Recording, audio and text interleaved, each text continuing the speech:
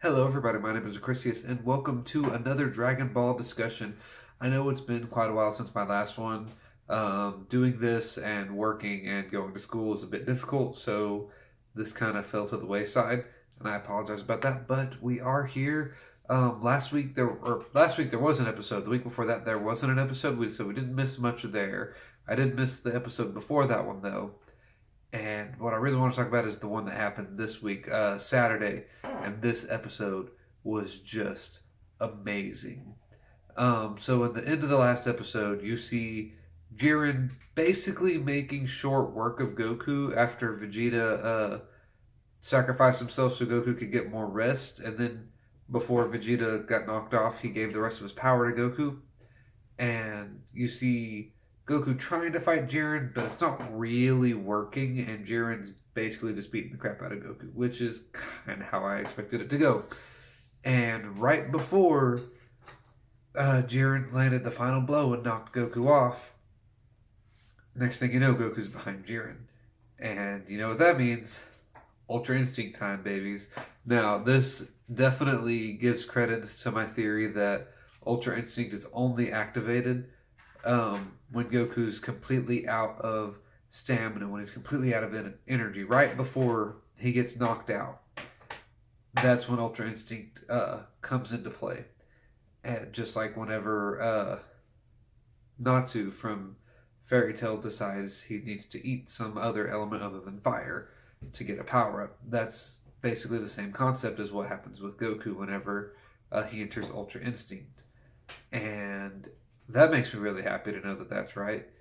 But it's also really cool that you can expect to see a fight with Goku go to the point of him being beat so badly now. Like, he was able to be beat pretty badly by other villains before, but never to the point of almost dying or almost being knocked out. At least, not often. It happened a few times here and there, but not too often because Goku is the hero, he has to win. Now, they've made it to where he doesn't always have to win, or at least have the upper hand. He can be losing and then gain the upper hand due to Ultra Instinct. Now, a lot of really amazing things happen in this episode. First off, it's basically been confirmed he has mastered Ultra Instinct, so he can both dodge and attack now without thinking. On top of that, he's basically completely turned the tables on Jiren. Now he is beating Jiren, and Jiren has basically no defense. That's my wife back there. She actually, I think, just finished making her video. So yeah, we're kind of doing this at the same time today. And Goku's basically completely turned the tables on Jiren and is decimating him. And Jiren decides to congratulate Goku by sending him a major power ball. So you see Jiren just power up, and at first Goku is, right before Goku completely masters his Ultra Instinct, he's being kind of thrown down and being hit by a bunch of punches, but then he starts to attack, and that's when he masters it. And you see Jiren smile, which is really awesome, seeing Jiren show emotion like that, and then create this big, massive power ball that he turns into a ball about roughly a size, and throws it at Goku. Next thing you know, Goku's teleported behind Jiren, holding the ball, and then just crushes it. Just completely annihilates it. Which, honestly, if I'm going to be honest here, it sent chills down my spine when I saw that. And the music they're playing for this is just so fitting. Everything about this episode was awesome. And this is probably going to be one of my shorter videos because while a lot happened in this episode, not a lot happened in this episode. You see Goku fighting. You're going to hear Vegeta give a really awesome speech when Belmont was telling Jiren just to go ahead and beat Goku already. Vegeta gave a speech along the lines of, I don't know what you're talking about. Haven't you seen us Saiyans rise above our current levels multiple times in this short tournament? So it's obvious that Goku's going to do that. Or Kakarot, my bad. And he yells at Goku and says, Kakarot, I've given you my pride, I've given you my energy, and my promises. You are not allowed to fail here. And that's when Goku, it's around the time when Goku learns to master his Ultra Instinct, because right after that is when you'll have to watch it, but this is a really, really fun episode. Let's see. The main thing I wanted to discuss, the main thing here that was really, really interesting to me was the fact that Whis, all the angels, and all the gods seemed to get really excited when Goku mastered Ultra Instinct. And not only did they get excited, all the gods stood up.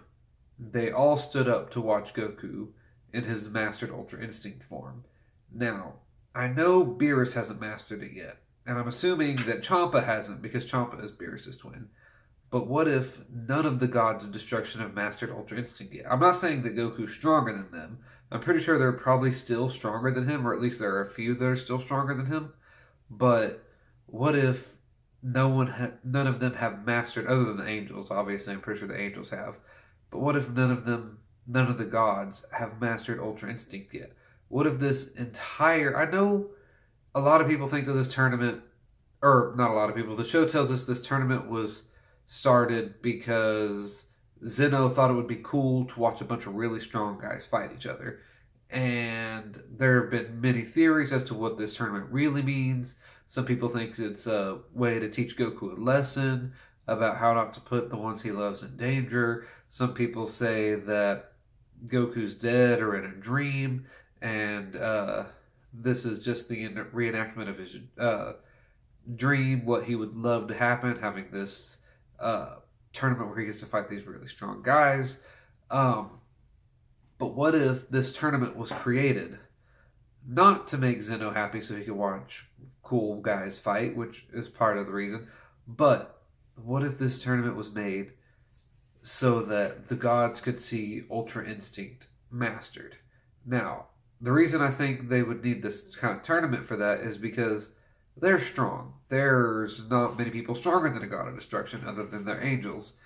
And even though the angels are strong enough to beat them, maybe they're not that much stronger than the gods of destruction themselves. Hey, they've mastered Ultra Instinct, and they're pretty powerful, which is probably why they can beat the gods of destruction. But what if the gap there, the gap between the levels, isn't that great? Like I said, to get even pushed into Ultra Instinct, Goku's had to be beaten into a corner and be on the verge of death or exhaustion and being knocked out. So the death or unconsciousness. And there's not many beings that can put a god of destruction at that level. You have Zeno, but Zeno doesn't fight. Zeno can just snap his fingers and bam, the gods are gone. The angels, as we've seen with Whis will just go behind Beerus, neck chop him, bam, he's out. They need something with a significant enough power gap that they can decimate them while not being so much more powerful that they have no chance of survival. And what other way to do that than get all the strongest people from all the universes and throw them at each other? It was pretty obvious, if you think about it that way, that eventually there would be someone who was strong enough to maybe tap into Ultra Instinct, but not strong enough to beat, say, the strongest mortal, which is Jiren. So between Jiren and Goku, as I've been talking about the past, 5, 6 episodes, the power gap here is incredible. I could not see a way for Universe 7 to win this, except on a technicality with Frieza staying in the ring and time running out, and Goku and Frieza winning because they just have more people than Universe 7, or Universe 11, my bad. Which, I will say, Frieza's not here. Frieza was not in this episode, and I am very curious as to what has happened. Did they forget about Frieza? I don't think so. They haven't shown him on the sidelines, and Jiren's still in, so he didn't kill Frieza. So I really wonder what Frieza's doing. He's got to be plotting or planning something, or he's unconscious on a pile of rock, and we might still win because of a technicality. But if you think of it from the way that I'm trying to think about it, this whole thing could have been set up so the gods of destruction could see this power gap, and for someone to overcome this kind of power gap. Because there was no way that Goku, in a million years, there was no way Goku was going to beat Jiren. He just wasn't strong enough. And then he tapped into Ultra Instinct the first time. And even that first time he tapped into it, he wasn't quite strong enough to master Ultra Instinct. And whenever someone got a really strong power up, all the gods went hyper focus on them. Whenever Kale went berserk, whenever Goku got Ultra Instinct, whenever Kefla and Kale fused, and you had Caulifla and Kale fused, and you got Kefla. Whenever anything pivotal like that happened, all the gods focused in on them because they're thinking that this person might rise above, this person might master what we haven't been able to master. And the reason that they would want to see that is probably the same reason that Caulifla, keeps wanting to see Goku's new forms. Because after you see something, after you experience it, it's easier for you to be able to reach that level. Sure, the gods of destruction are pretty powerful, and there's maybe only a handful of beings stronger than them, but all the gods of destruction started as mortal. And the only way you would reach that level of power, you're not born with that level of power. You'd have to try to strive for that level of power.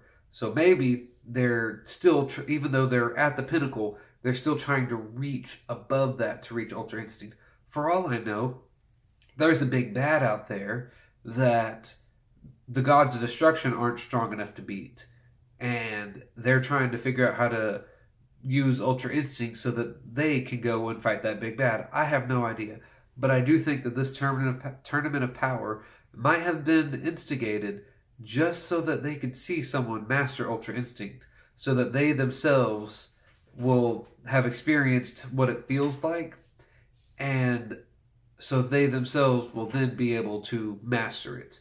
But that's all I have for this episode. Let me know what you think in the comments below, and I am definitely waiting for these next few episodes. I know Dragon Ball Super is going to be over soon, and we don't know if it's going to be the end of Dragon Ball Super or if they're going to bring it back, but I'm not even worried about that right now. I just want to see what's going to happen with this tournament, and I'm sure a lot of y'all feel the same. So until next time, see ya.